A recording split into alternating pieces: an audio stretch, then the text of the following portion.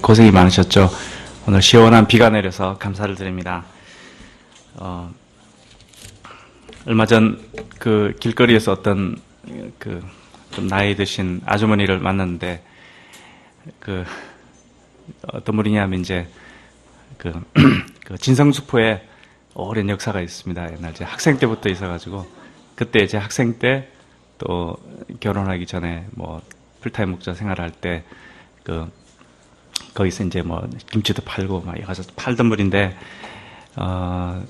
제가 이제 그분을 보고 마음 깊이 이렇게 감사하는 마음으로 고개를 확 숙이는 제 자신을 보고 좀 깜짝 놀랐습니다. 왜 이분에게 이렇게 지금 이제 그 남편도 이제 일찍 돌아가시고 근처에서 이제 살고 계신데 곰곰이 생각하니까 그분에 대한 감사의 마음이 있다는 것을 보게 됐습니다. 그래서 왜 감사한가 생각할 때 그분이 저에게 먹을 것을 주셨구나. 그분은 저에게 뭘 팔았지만 제가 생각할 때는 그분이 저에게 김치를 팔고 이렇게 이런 것들이 참 마음속에 남아있는 것을 보게 되었습니다. 그래서 저는 이제 오늘 그 성령 이 말씀을 생각할 때 성령이 보혜사인데 돕는 분이신데 우리가 얼마나 성령으로부터 도움을 많이 받았는데 이렇게 성령에 대해서 무관심할까? 제가 그렇다는 것입니다. 굉장히 성령에 대해서 이제 이론적으로 이제 생각하고 이렇게 막 분석하고 이런 걸 보면서 한참 잘못되었구나 하는 것을 많이 깨닫게 되었습니다.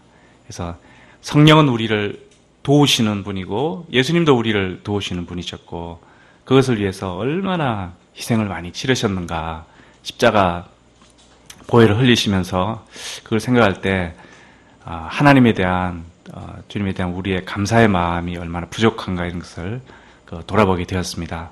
그래서 우리가 오늘 뭐 많은 이야기를 하겠지만 성령에 대한 감사, 예수님에 대한 감사, 하나님께 대한 감사, 이 감사의 영이 우리 마음에 가득한 것이 가장 중요한 것이 아닌가 생각이 듭니다. 그래서 오늘 말씀 하나님께서 우리 가운데 들리실 때 이 주님께 대해서 감사하는 마음으로 우리가 이 성령을 새롭게 마음 깊이 영접하는 그런 시간 되기를 기도합니다. 오늘 말씀의 제목은 진리의 성령이 오시면입니다. 요절 말씀인 13절을 다 같이 읽도록 하겠습니다. 13절입니다. 시작. 그러나 진리의 성령이 오시면 그가 너희를 모든 진리 가운데로 인도하시리니 그가 스스로 말하지 않고 오직 들은 것을 말하며 장래일을 너희에게 알리시리라. 기도하겠습니다. 그러하신 하나님 아버지, 주님께서 이 시간 주님 앞으로 우리 귀한 하나님의 참 백성들을 불러 모아주셔서 감사합니다. 주님께서 이 예배를 통해서 영광을 받으시고 우리 마음에 그리스도의 십자가의 보혈이 넘쳐 흐르며 또 성령이 주시는 그 위로와 기쁨과 또 참 은혜가 충만한 시간 될 수 있도록 하여 주시옵기를 간절히 기도합니다. 이 주님의 참 예수님의 이 음성을 저희들 깊이 듣는 시간 되게 인도하여 주시옵소서. 예수님의 이름으로 기도하였습니다. 아멘. 얼마 전 테드에서 어떤 미국 의사의 우울증에 관한 강연을 들은 적이 있었는데 그분은 이런 말을 하였습니다. Truth lies.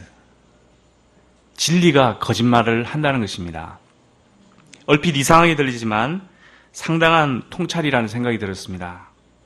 기존에 옳다고 생각되던 것이 시간이 흘러 상황이 변하고 가치관이 달라지면 거짓처럼 보이기 시작합니다. 혹은 진짜처럼 위장했었더라면 거짓으로 밝혀지게 된다는 것입니다.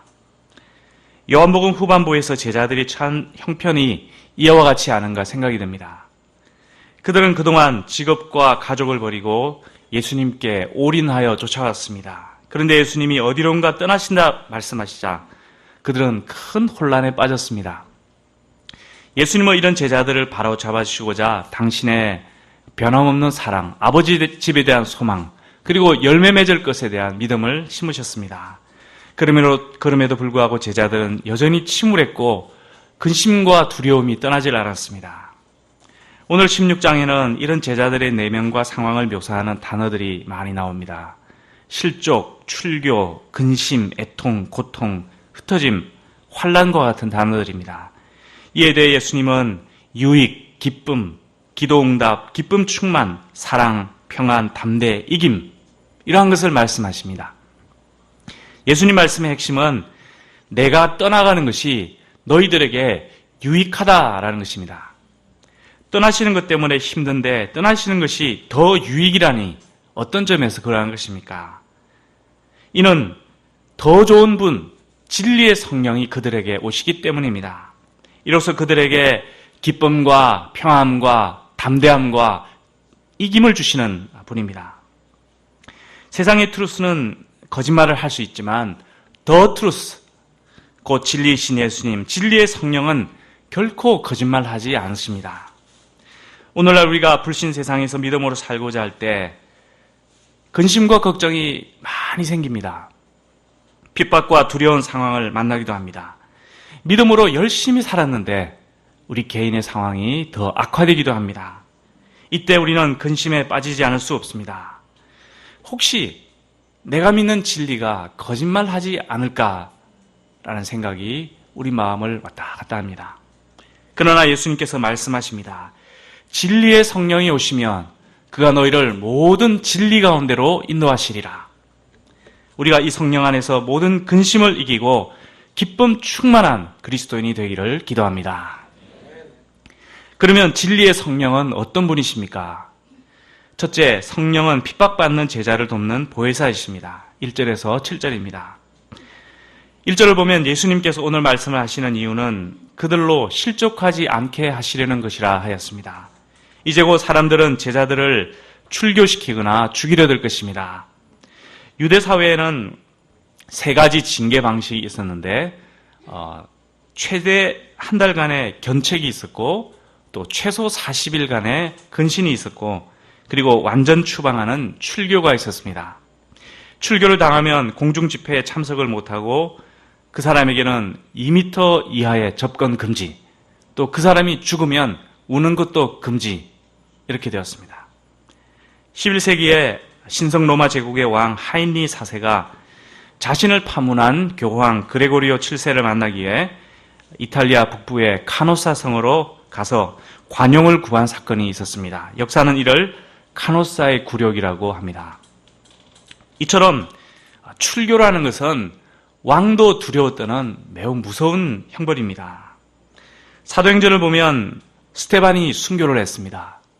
우리 김스테반도 이런 순교의 스피릿으로 살 줄 믿습니다. 하나님이 보호하실 것입니다. 베드로는 많은 매를 맞았습니다. 매 맞아보신 기억이 있습니까? 정말 많은 매를 맞고 옥에 갇혔습니다. 옥에 갇혀본 기억이 있습니까? 옥에 갇혔습니다. 유대인들은 예수님의 제자들을 천하를 어지럽히는 자들이라 정죄하고 몹쓸 인간 취급을 하였습니다. 사도 바울은 많은 핍박과 환난을 당해 만물의 찌꺼기가 되었다. 찌꺼기. 요즘 사실 인터넷에 보면 쓰레기라는 말에 붙여가지고 이런 찌꺼기라는 말을 많이 쓰는데 이미 2000년 전에 사도 바울은 예수님을 전하다가 쓰레기가 되었습니다. 이처럼 장차 예수님의 제자들은 복음을 전하다가 많은 핍박을 받게 될 것입니다. 그런데 유대인들은 이런 일을 행하고도 이것이 하나님을 섬기는 일이다. 자기들이 잘하고 있다. 이렇게 착각을 하였습니다. 그러면 세상이 왜 이렇게 예수님의 사람들을 미워하고 핍박하는 것일까요? 그 이유는 예수님이 믿기 때문입니다. 예수님이 믿기 때문에 예수님이 하는 모든 일이 밉고 예수님의 사람들이 밉고 예수님의 사람들이 하는 모든 것이 미운 것입니다. 사람들은 자기 행위가 악함으로 빛보다 어두움을 더 사랑하였다고 요한복음 3장에서 말하였습니다. 예수님은 이런 세상을 악하다 증언하시자 세상은 예수님을 미워하였습니다. 이 예수님이 미우니 예수님이 속한 제자들도 미운 것입니다. 이를 볼 때 거꾸로 생각하면 세상에서 미움을 받는 것은 제자들이 세상에 속한 사람들이 아니구나 하는 것을 반증하는 것이 됩니다. 우리가 신앙생활을 하다가 핍박을 받을 때가 있습니다. 이때 우리가 움츠러들 것이 아니라 이제 내가 믿음이 좀 성장했구나. 또 나에게서 예수님의 향기가 나는구나. 이렇게 적극적으로 생각을 해야 할 것입니다. 또한 이는 시편에 기록된 그들이 이유 없이 나를 미워하였다 한 그 말씀을 응하는 것이기도 합니다. 구약시대에도 이유 없이 악한 자들은 하나님의 사람들을 미워했고 예수님 시대에도 그랬고 지난 2000년간 오늘날도 마찬가지입니다. 예수님 이후 오늘까지 교회는 세상의 핍박 가운데 성장해 왔습니다. 교회는 순교자의 피 위에 세워졌습니다. 교회가 금방석에 앉으면 세상은 시기하여 가만히 있지 않습니다. 거대한 금불상과 으리으리한 법당을 지으면 멋있다 하면서 문화재로 보호를 하지만 큰 교회 건물을 지으면 타락했다고 교회 밖에서, 교회 안에서 난리를 피웁니다. 왜 그럴까요? 또 수십억 시주를 하면 불심이 대단하다 이렇게 수십억 시주를 하는 것에 대해서 악성 댓글을 단 걸 보셨습니까? 이렇게 여기면서 11조를 하면 난리법석입니다. 11조를 하면 교회 밖에서도 난리법석이고 이제는 교회 안에서도 난리법석입니다. 성경을 바로 알아야 됩니다. 11조는 하나님의 것이기 때문에 하나님께 드리는 것일 뿐입니다. 왜 이렇게 세상이 교회에 대해서, 예수님에 대해서, 예수님의 사람들에 대해서 난리법석을 피우는 것일까요? 이는 세상이 교회를 미워하기 때문입니다. 굉장히 정의를 지키는 것처럼 보이지만 그 마음 깊은 본질은 미움입니다.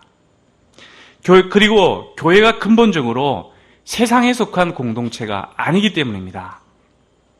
교회가 예수님께 속하고 예수님을 사랑하는 공동체이기 때문에 미움을 받는 것입니다.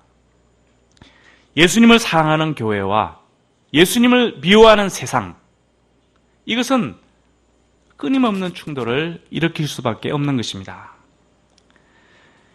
교회가 크고 작은 핍박과 미움을 받을 때 우리는 내가 핍박과 미움을 받는다 이런 생각을 하지 말고 예수님이 미움을 받는구나, 정말 이것을 마음 아파해야 할 것입니다. 세상이 예수님을 미워하여 십자가에 못 박았다는 것을 기억해야 합니다. 교회는 십자가입니다. 십자가는 무엇을 상징합니까? 그것은 바로 세상이 예수님을 미워한다는, 세상이 예수님을 죽였다는 것, 그것을 상징하는 것이 십자가입니다. 또 반면 하나님이 이런 세상을 얼마나 사랑하시는가, 하나님이 이런 세상을 사랑하셔서 자기의 독생자를 주셨다는 그러한 증표이기도 합니다. 우리가 이러한 것을 기억할 때 세상에 속하지도 않고 또 세상을 떠나지도 않고 세상을 미워하지도 않고 세상의 핍박을 이겨낼 힘을 얻을 수 있을 것입니다. 오늘 본문의 제자들은 이러한 세상의 미움과 핍박 가운데 내던져지게 됩니다. 사소한 가상으로 핍박받을 자신들은 이 세상에 남겨두고 예수님은 떠나신다고 하니 그들은 근심하지 않을 수가 없었습니다. 이에 대해서 예수님께서는 무엇이라 말씀하십니까? 우리 7절 말씀을 다시 한번 읽도록 하겠습니다. 7절입니다. 시작. 그러나 내가 너희에게 실상을 말하노니 내가 떠나가는 것이 너희에게 유익이라. 내가 떠나가지 아니하면 보혜사가 너희에게로 오시지 아니할 것이요 가면 내가 그를 너희에게로 보내리니. 예수님이 떠나는 것이 유익하다 말씀하십니다. 왜냐하면 그리하면 성령이 오시기 때문입니다. 예수님은 자신의 때에 열심히 하나님의 역사를 섬기셨고 이제 성령의 때가 오자 흔쾌히 복음 역사를 계승하셨습니다. 하지만 복음서는 예수님의 때고 사도행전 이후는 성령의 때입니까? 성경을 자세히 보면 그렇지 않습니다. 요한복음에 보면 예수님께서 세례받으실 때 성령이 임하셨고 예수님은 하나님의 성령을 한량없이 받아 일해오셨다. 요한복음 3장 34절에 보면 예수님이 하나님의 성령을 한량없이 받아서 일해오셨다. 이런 것을 볼 때 어떤 구약은 성부의 시대, 복음서는 성자의 시대, 사도행전 이후는 성령의 시대, 이렇게 구분할 필요가 없는 것입니다. 삼위일체 하나님은 구약 때나 복음서 때나 사도행전 이후 지금까지 시대 구분 없이 한 분 하나님으로 역사를 이루어오고 계십니다. 성령을 보혜사라고 말씀하시는 이유가 무엇일까요? 우리가 사실 살아가면서 보혜사 이런 단어 써보셨습니까? 어디서 온 말인지 모르겠습니다. 중국말인지. 보혜사, 이 말은 중재자라는 뜻입니다. 또 돕는 자라는 이런 의미를 갖고 있습니다. 예수님은 떠나시지만 성령께서 제자들에게 이제는 보혜사, 곧 돕는 자로 오신다는 것입니다. 연약한 사람들에게는 돕는 사람이 필요합니다. 어린아이들은 판단력이 부족해 많은 그 잘못을 저지르며 좌충우돌하며 자라납니다. 이때 어른들은 아이들의 이러한 어린 모습, 또 어리석은 모습을 이해를 해줄 뿐만 아니라 또 바로잡아 줘야 합니다. 이것이 사람을 바로 돕는 길입니다. 이처럼 제자들도 죄와 실수를 범할 수가 있습니다. 양들을 잘못 도울 수가 있습니다. 책망을 해야 되는데 덮어주고 또 이해를 하고 보담아 줘야 되는데 막 책망을 하고 이렇게 엇나갈 수가 있습니다. 복음 전파의 현장에서 그들은 다양한 문제를 만나게 될 것입니다. 이때 성령께서 연약한 제자들을 돕는 보혜사가 되신다는 것입니다. 그들에게 분별력을 주시고, 분별력이라는 것은 무엇이 옳고 그른 것인가, 이런 분별력을 주시고 지혜를 주시고 또 빼어난 언변을 주시고, 우리 좀 말이 부족한 분 결코 걱정할 필요가 없습니다. 빼어난 언변을 주십니다. 또 섬기는 내면성을 주시고 맞서 싸울 파이팅 스피릿을 주십니다. 그래서 그들의 그 영은 이렇게 연약했지만 강력한 성령이 그들에게 임하시자 그들은 아주 능력 있는 복음의 증거자가 된 것입니다. 그리고 이러한 성령께서 오시려면 예수님께서 떠나셔야만 했습니다. 내가 떠나가지 아니하면 보혜사가 너희에게로 오시지 아니할 것이요. 그러므로 예수님은 반드시 떠나야 했고, 이런 자연스러운 계승 역사가 지금 일어나기 때문에 제자들은 근심할 필요가 전혀 없었던 것입니다. 둘째, 성령은 죄와 의와 심판에 대해 세상을 책망하십니다. 8절에서 11절입니다. 어떤 분들이 첫째, 둘째, 셋째 하는 것에 대해서 좀 딱딱하다 생각하지만 우리가 토플이나 그 GRE 이런 거 해보면 라이팅의 기본은 첫째, 둘째, 셋째입니다. 그래서 특히 이런 16장, 17장 같이 좀 어려운 부분은 여름에 듣기 좀 힘든 이런 본문은 첫째, 둘째, 셋째가 좀 필요해서 제가 가급적 안 하려고 하는데 좀 해야 되겠습니다. 오늘 4가지를 이야기할 것입니다. 둘째, 성령은 죄와 의와 심판에 대해 세상을 책망하십니다. 첫째가 무엇이라고 그랬습니까? 예, 저도 까먹었네요. 핍박받는 제자를 돕는 보혜사다. 기억나시죠? 저도 기억났습니다. 둘째, 성령은 죄와 의와 심판에 대해 세상을 책망하십니다. 세상도 책망하시지만 가만 보면 우리 믿는 자도 책망하십니다. 8절은 말합니다. 그가 와서 죄에 대하여 의에 대하여 심판에 대하여 세상을 책망하시리라. 책망은 잘못된 것을 바로잡아주고 진실을 깨닫게 하는 것입니다. 성령은 어떤 점에서 죄와 의와 심판에 대해 세상을 책망하십니까? 우리 다 같이 9절을 다시 한번 읽도록 하겠습니다. 9절입니다. 시작. 죄에 대하여라 함은 그들이 나를 믿지 아니하며, 성령께서는 예수님을 믿지 않는 것이 죄다, 이렇게 말씀하십니다. 요한복음의 목적이 무엇인가 우리 기억을 하실 것입니다. 예수께서 하나님의 아들 그리스도이심을 믿고 그 이름을 힘입어 생명을 얻게 하려는 것, 이것이 바로 요한복음의 기록 목적이었습니다. 예수님을 믿을 때 영생을 얻게 되고 예수님을 믿는 것이 하나님의 일이라 6장에서 말했습니다. 예수님은 그동안 많은 기적과 말씀을 통해 자신을 믿을 수 있는 많은 근거를 이야기해 주었습니다. 정말 풍성한 근거를 이야기하고 자기를 충분히 계시하셨습니다. 그런데도 사람들은 예수님을 믿지 않고 배척했습니다. 그러므로 이것을 죄라고 아니할 수가 있겠습니까? 포도원 농부의 비유를 보면 포도원 주인이 그 농부들에게 종을 보내고 막 했습니다. 그래서 종들을 막 죽이고 그래도 또 보내고 또 보내고 결국은 자기의 사랑하는 아들을 보냈습니다. 그런데 그 아들도 죽여버렸습니다. 이 예수님을 배척하는 것이, 믿지 않는 것이 죄라 아니할 수가 있겠습니까? 예수님을 믿지 않는 것이 죄인 것입니다. 그런데 세상은 예수님을 믿지 않는 그 자체가 죄임을 알지 못했습니다. 또 믿지 않으면은 그 자체도 죄이지만 예수님을 믿지 않기 때문에 자기 속에 가진 수많은 그 죄들이 해결되지 않는다는 것을 또한 알지 못하였습니다. 그들은 자신들에게 제일 부족한 것이 돈이나 스펙이 아니라 믿음이라는 것을 알지 못했습니다. 우리는 살아가면서 나에게 부족한 것을 많이 생각합니다. 저도 그렇습니다. 그래서 이것저것 부족한 걸 많이 생각하는데 진짜 부족한 게 뭔가 곰곰이 생각해 보면 정말 믿음이구나. 예수님을 믿는 믿음이 정말 내가 부족하구나. 그것을 고백치 않을 수가 없습니다. 성령은 이에 대해서 책망하십니다. 죄에 대하여라면 그들이 나를 믿지 아니하며. 우리가 성경 공부를 매주 열심히 합니다. 성경 공부의 목적이 무엇입니까? 성경에 대해서 바른 지식을 갖는 것이 1차적인 목적이었겠지만 그것을 넘어서서 성경 공부의 목적은 믿음을 갖는 것입니다. 나의 불신의 죄와 싸우고 회개하고 성경 공부를 통해서 우리가 회개를 해야 됩니다. 그리고 믿음이 성장하지 않는다면 이것은 헛것입니다. 성경 지식이 쌓이고 회개하지 않고 변화가 없는 성경 공부는 우리를 점점 바리새인으로 인도하는 길이 됩니다. 성경 공부의 목적은 믿음이다. 결국은 믿음을 갖는 이것이다 하는 것을 우리가 잊지 말아야 합니다. 이번 여름방학 동안 학생들이 창세기 특공대를 하게 되었습니다.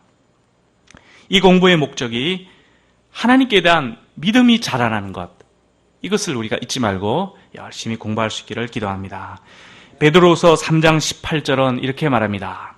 오직 우리 주 곧 구주 예수 그리스도의 은혜와 그를 아는 지식에서 자라가라. 여기서 말하는 지식은 곧 예수님께 대한 믿음입니다.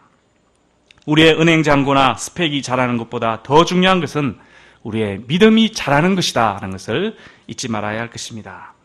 10절을 다시 한번 읽도록 하겠습니다. 10절입니다. 시작. 의에 대하여라 하면 내가 아버지께로 가니 너희가 다시 나를 보지 못하며. 의는 예수님께서 아버지께로 가심으로 구원이 완성된다 하는 것을 뜻합니다. 이로써 하나님과 인간 사이에 바른 관계성이 회복되는 것입니다. 예수님의 복음은 죄인이 하나님과 바른 관계성을 맺도록 하는 것을 가르칩니다. 로마서 1장 17절은 말합니다. 복음에는 하나님의 의가 나타나서 믿음으로 이르게 하나니 기록된 바 오직 의는 믿음으로 말미암아 살리라 함과 같으니라. 복음은 믿음을 가르친다는 것입니다. 의는 없나니 하나도 없습니다. 모든 사람이 죄를 범하여 하나님의 영광에 이르지 못하였습니다. 그러나 예수님의 십자가 보혈로 말미암아 하나님의 은혜로 값없이 의롭게 됨을 받았습니다. 예수님의 피로 말미암아 진노하심에서 구원을 받고 하나님과 원수되었던 우리가 하나님과 화목하게 되었습니다. 이것이 바로 복음에 대한 짤막한 이야기입니다. 많은 분들이 나이가 들면 기억력이 감퇴가 된다 이런 이야기를 많이 합니다. 경험하십니까? 센터 왔는데 내가 왜 왔는지 모르고 뭘 들고 왔는데 내가 이걸 왜 들고 왔는가 까먹을 때가 많습니다. 어제 잠깐 96세 된 예전에 철학과 교수 하시던 김영석 교수님이 종편에 나와서 이렇게 말씀하시는데 그런 이야기를 했습니다. 나이가 들수록 기억력은 감퇴하지만 사고력은 증가한다. 그렇게 해서 실망할 필요가 없다. 이렇게 했습니다. 그래서 이분은 한 50이 넘은 사람이 지도자가 되는 것이 좋다. 이런 이야기를, 그러니까 기억력은 감퇴하지만 사고력이 이렇게 증가하기 때문에 우리는 결코 근심할 필요가 없습니다. 그럼에도 불구하고 기억력은 나이가 들수록 점점 감퇴합니다. 무엇을 우리가 잊어버립니까? 어제 외운 영어 단어를 잊어버렸습니까? 우리가 얼마나 큰 죄인인가 하는 것을 잊어버렸습니다. 기억하고 있는 것 같은데 우리는 참 이것을 자주 잊어버립니다. 내가 죄인임을 잊고 우리는 쉽게 자기의에 빠지고 이렇게 되다 보면 바로 이것 때문에 우리 심령 속에서 점점 기쁨과 은혜가 사라지는 것입니다. 결국 하나님과의 관계성이 점점 식어버립니다. 겉으로는 굉장히 경건하고 훌륭한 신자인데 이것이 나쁘다는 것이 아니라 신자인데 마음속으로는 뭔가 이렇게 스피릿이 이렇게 살아나지 않는, 이게 스피릿이 살아나지 않는 이걸 보면은 정말 내가 죄인이라는 것을 많이 까먹고 이런 죄인을 향한 하나님의 은혜를 까먹은 것, 여기에 문제가 있다는 것을 보게 됩니다. 지난 여름 수양의 전체 주제였던 에베소서 2장 말씀, 이 말씀에서 사도 바울은 우리가 과거에 육체의 욕심을 따라 지내며 본질상 진노의 자녀였다. 어떻게 잘 살고 있었던 사람이 아니라 진노를 받을 수밖에 없는 사람이었구나, 이걸 이야기하였습니다. 그러나 긍휼이 풍성하신 하나님께서 당신의 크신 사랑으로 죄인을 구원하셨다. 그리고 이것을 위하여서 많은 희생을 치르셨다는 것을 말씀하였습니다. 우리가 구원받은 것이 다만 은혜로 받은 것이기 때문에, 십자가의 보혈의 그 은혜로 일방적으로 하나님의 선물로 받은 것이기 때문에 우리가 자기를 자랑하지 말라, 이렇게 하였습니다. 그리고 구원받은 이후의 삶에 대해서 이렇게 말씀하였습니다. 우리는 그의 만드신 바라 그리스도 예수 안에서 선한 일을 위하여 지으심을 받은 자라. 하나님께서 우리를 만드신 목적이 그리스도 예수 안에서 선한 일을 위해서 하셨다는 것입니다. 그러므로 구원받은 이후 우리의 삶은 선한 일을 향해 나아갈 수 있도록 기도하고 또 기도해야 될 줄 믿습니다. 죄로 멸망할 죄인을 그리스도의 의로서 하나님과 바른 관계성을 회복하게 하셨습니다. 십자가 예수님을 통해 이러한 의의 역사를 이루신 성령의 은혜를 인해 감사를 드립니다. 11절을 다시 한번 읽도록 하겠습니다. 11절입니다. 시작. 심판에 대하여라 하면 이 세상 임금이 심판을 받았습니다. 이 세상 임금은 세상의 통치자들을 말하고 또 더 나아가서 공중의 권세 잡은 자 사단을 뜻합니다. 성령께서는 이러한 세상 임금이 심판을 받았다, 이렇게 말합니다. 헤로당과 유대 통치자들, 대제사장들, 바리새인들은 예수님을 죽이고자 했고 빌라도는 사형 언도를 내렸습니다. 제자들은 이런 세상 왕들을 생각할 때 마음 깊이 있는 그 두려움을 떨쳐버릴 수가 없었습니다. 그런데 성령께서는 이러한 세상 임금이 심판을 받았다, 하나님의 어떤 주권과 통치 가운데 있다, 이것을 이야기하시니 근심하지 말라는 것입니다. 또 한편으로 사단이 우는 사자처럼 두루 삼킬 자를 찾으며 믿는 자를 죄에 빠뜨리고 복음 역사를 회방독게 될 것입니다.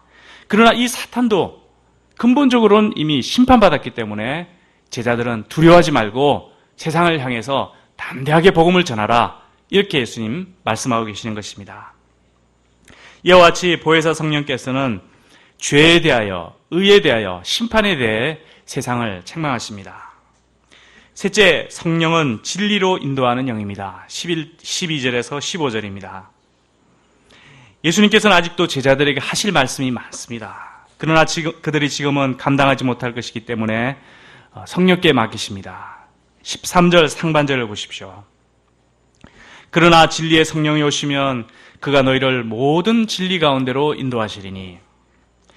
요한복음을 보면 다른 복음서와 달리 때에 대한 이야기를 많이 한다는 것을 우리가 잘 알고 있습니다. 예수님은 때를 따라 움직이시고 자신의 때가 있음을 아시고 이제 자신의 때가 끝나셨음을 아셨습니다. 이때 예수님은 성령께 제자들과 구원 사역을 흔쾌히 맡기셨습니다. 예수님은 떠날 때 떠날 줄 아는 분이었습니다. 기업의 오너들을 보면 떠나지 않습니다. 죽을 때까지 경영권을 놓지 않고자 합니다. 100세를 앞둔 나이에도 회사의 영향력을 행사하며 자신의 존재감을 나타내고자 합니다. 인간은 떠날 때 떠날 줄 알지 못합니다. 그러나 예수님은 자신이 모든 일을 다 하고자 하지 않으시고 성령과 제자들에게 맡기셨습니다. 그러면 성령은 어떤 점에서 진리의 영이 되십니까? 먼저 13절 하반절을 보면 성령은 스스로 말하지 않고 오직 듣는 것을 말하기 때문입니다. 듣는 것을 말하는데 어떻게 진리의 영이 될 수 있을까요? 이것은 듣는 것이 진리이기 때문입니다. 성령은 스스로 당신의 생각을 얼마든지 말할 수 있습니다. 그러나 겸손히 진리의 근원이 되신 성부 하나님께로 말씀을 받아서 그것을 전하는 분이 되십니다. 그러므로 진리의 성령이 되십니다. 요즘처럼 SNS가 발달한 세상에서는 남의 말을 쉽게 듣고 또 쉽게 다른 사람들에게 전달합니다. 물론 좋은 소식들도 많이 있습니다. 어제 보니까 그 페이스북의 회장인 저커버그가 아내가 그동안 이제 여러 번 그 유산을 하고 드디어 이제 안정적으로 이렇게 임신을 했다. 이것을 이제 페이스북의 회장이 자기 페이스북에 올렸습니다. 굉장히 좋은 소식이고 특히 이렇게 불임 가정이나 이런 데 대해서는 굉장히 희망을 주는 그런 좋은 소식입니다. 이런 좋은 소식이 많습니다. 하지만 누가 이제 이렇게 하더라, 이렇게 누구에게 들은 말, 누가 하는 말, 이것이 글로 적히고 화면에 나타난다고 해서 우리는 그 자체를 옳은 말처럼 받아들이기가 쉬운데 그런 오류에 빠집니다. 책도 마찬가지입니다. 활자로 되어 있기 때문에 옳은 말처럼 여기지만 따져봐야 되는 것입니다. 말에는 힘이 있기 때문에 그것이 거짓이든 뭐 참이든 그것이 중요한 것이 아니라 그렇게 말해지고 적혀졌다는 것 때문에 사실인 것처럼 사람들의 마음에 전달이 되고 이렇게 역사를 하기가 쉽습니다. 그래서 우리는 정말 그 영적인 분별력을 가지고 이런 것을 분별할 수 있는 힘을 주시도록 마치 그 악성 바이러스나 메르스를 퇴치하는 것처럼 메르스에 대해서 얼마나 난리법석을 떨었습니까? 하지만 이것 이상으로 어떤 나쁜 말, 악한 말 이런 것들도 우리가 걸러낼 수 있는 그런 힘을 가져야 하는 것입니다. 또 한편으로는 성령께서 그러하셨던 것처럼 우리의 말과 생각이 하나님께로부터 온 것이 되도록 하는 그런 노력을 많이 해야 합니다.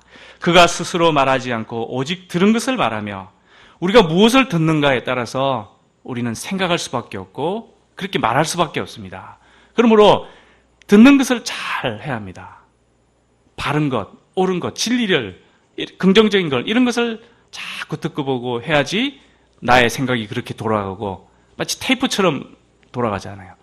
그렇게 돌아가고 그렇게 말을 하고 살아가게 되는 것입니다.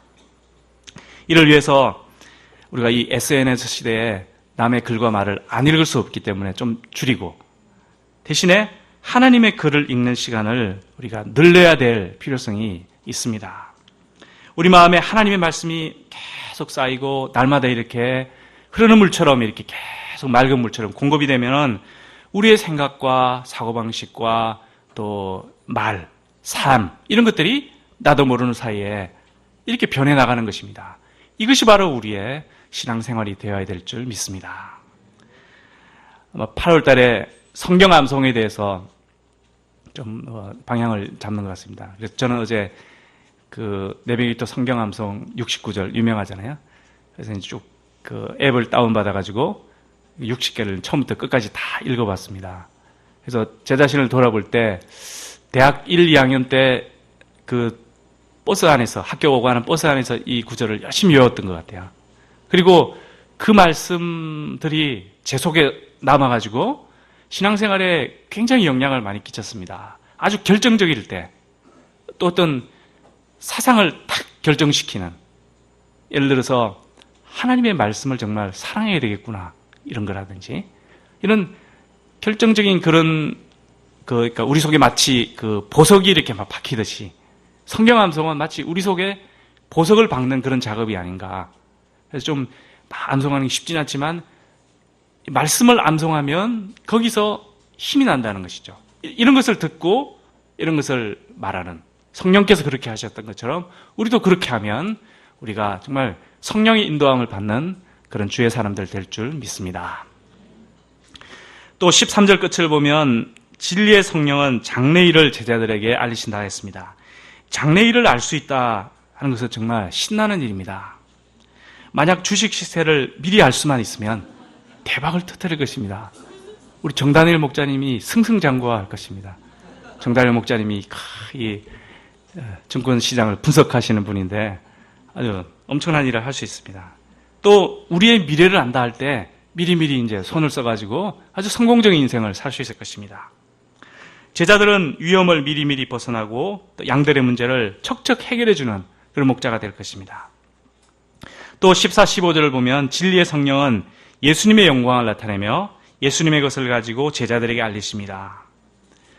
이 상을 볼 때 예수님이 떠나시지만 결코 근심할 것이 아닙니다.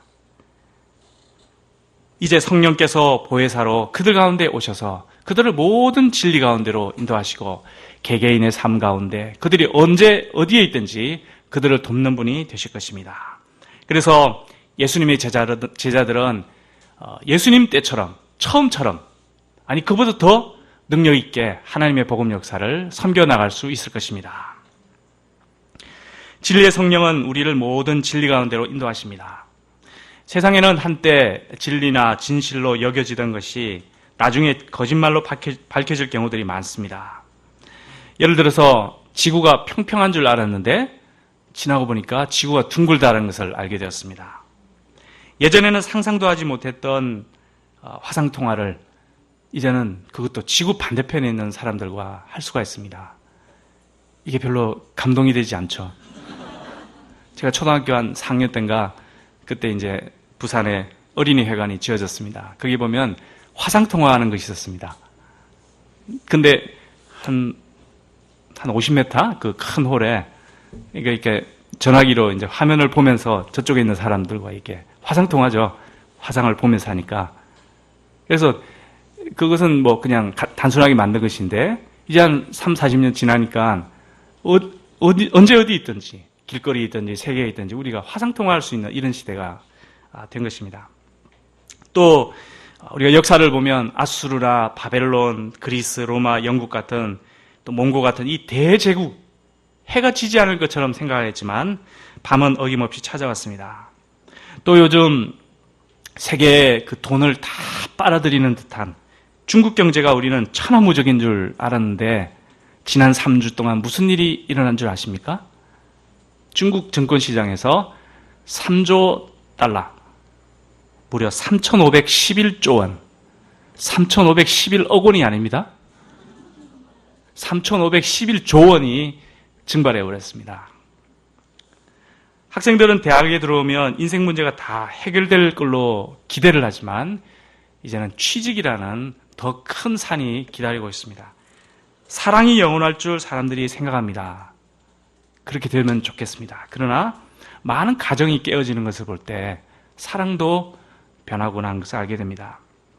부모는 배우자에게 이제 많이 실망을 해서 그런 건 아니겠지만 자녀가 생기면 자녀가 진리인 줄 아는 그런 성향이 있는 것 같습니다. 그래서 요즘 유행하는 말이 헬리콥터맘, 잔디깎기맘, 아시는 분도 있겠지만 자녀 주위에서 헬리콥터처럼 이렇게 막 두두두두두 이렇게 하면서 이게 도와주려고 하는, 감시하는 게 아니라 잔디깎기맘은 뭡니까? 잔디깎기 앞에 있는 그 난관을 미리 다 밀어버리는, 자녀들이 편안하게 갈 수 있도록 하는 뭐 여러 맘 시리즈가 있는데, 이런 헬리콥터 마음, 잔디깎기 마음이 되고자 많은 노력을 하는데 자녀들은 이런 부모의 마음을 알아주지 못합니다. 목자는 가만 보면 양이 진리인 것처럼 생각하는 경향이 있습니다. 그래서 온 마음을 쏟아 섬기는데 양이 자기 힘으로 잘한 것처럼 착각하고 좀 살만해지면 그냥 미련 없이 등을 돌리고 돌아서면 억장이 무너집니다. 사람들은 돈이라든지 어떤 세상적인 타이틀이라든지 또 사람, 이것이 진리인 줄 알고 살아가지만 때가 되면 그 진리가 거짓말하는 때를 맞이하는 경우가 많습니다.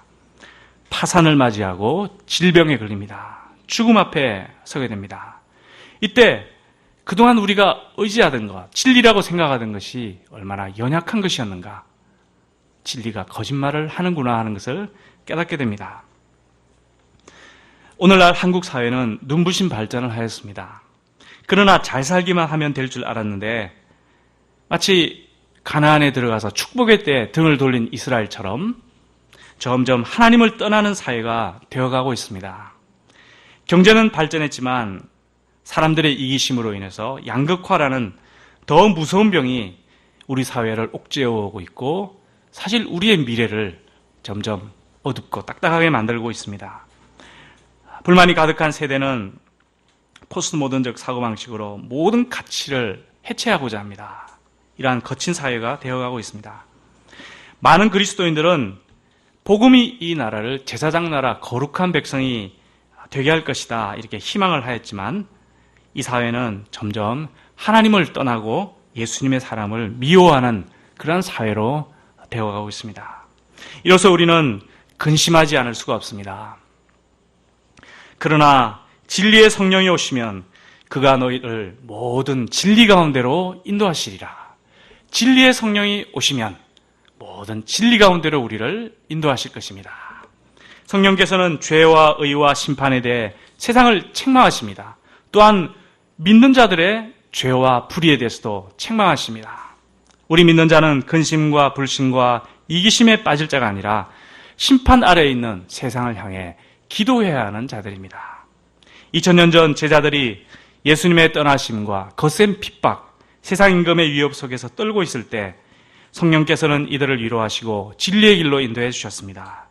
성령께서 오늘날 이 나라와 우리를 모든 진리 가운데로 인도하고 계심을 믿습니다. 무엇보다 우리 그리스도인들이 진리의 성령을 담을 만한 깨끗한 그릇이 될 수 있도록 간절히 기도해야 할 것입니다. 우리의 영이 약해지고 무기력해지고 더러워지고 불결해지지 않도록 사탄이 항상 우리를 시험에 빠뜨리고 하기 때문에 우리는 그렇게 될 수가 있습니다. 그렇게 되지 않도록 정말 성령 충만한 사람이 되도록 모든 노력을 다해야 할 것입니다. 또 우리의 근심이 나와 가족만을 위한 그러한 근심으로 그치지 않고 교회와 세상을 위해 근심하는 그러한 예수님의 제자들 되기를 기도합니다. 넷째, 성령은 기쁨과 승리의 영입니다. 16절부터 마지막까지 이 긴 구절은 근심하고 고통하는 제자들에게 주시는 예수님의 희망의 메시지입니다. 성령이 오시면 그들의 근심과 고통은 이제 기쁨으로 변할 것입니다. 그들의 기쁨을 빼앗을 자 없을 것입니다. 구하면 받으리니 그들의 기쁨이 충만할 것입니다. 제자들은 슬픔을 이기고 기쁨의 사도가 될 것입니다. 또한 세상을 구원하는 기도의 용사가 될 것입니다. 이로써 예수님처럼 하나님의 영광과 거룩한 뜻을 받들어 온 세상에 복음을 전하는 역사 창조의 주체자들이 될 것입니다. 히스토리 메이커, 바로 이것이 역사 창조의 주체자들입니다. 33절에서 예수님은 결론적으로 말씀하십니다. 우리 33절 말씀을 힘차게 다시 한번 읽도록 하겠습니다. 시작. 이것을 너희에게 이르는 것은 너희로 내 안에서 평안을 누리게 하려 함이라. 세상에서는 너희가 환난을 당하나 담대하라. 내가 세상을 이기었노라. 사도 바울은 우리가 하나님의 나라에 들어가려면 많은 환난을 받아야 할 것이라고 하였습니다. 그러나 어떠한 환난도 믿는 자를 꺾을 수 없습니다. 왜냐하면 믿음의 주 예수님께서 세상을 이기셨기 때문입니다. 담대하라. 내가 세상을 이겼노라. 우리가 이 예수님 안에서 참된 평안을 누리며 인생의 승리자들 되기를 기도합니다. 무엇보다 세상의 구원을 위해서 열심히 기도하는 성령 충만한 주님의 사람들 되기를 기도합니다. 기도하겠습니다. 감사하신 하나님 아버지, 세상의 죄로 인해 영원히 죽을 수밖에 없는 우리를 예수님의 십자가 보혈로 정결케 하시고 구원케 하시고 하나님과 바른 관계성을 맺게 하시고 영원한 하나님 나라에 대한 참 소망을 주셔서 감사합니다. 그러나 주님이 떠나시지만 참 이 세상에서 이 구원 역사를 계승할 제자가 되라 참 말씀하신 것을 기억합니다. 연약한 저희들이 감당하기에는 너무나 벅찬 일이지만 그러나 성령께서 오셔서 도우시고 또 우리를 모든 진리 가운데로 인도하심을 생각할 때 감사합니다.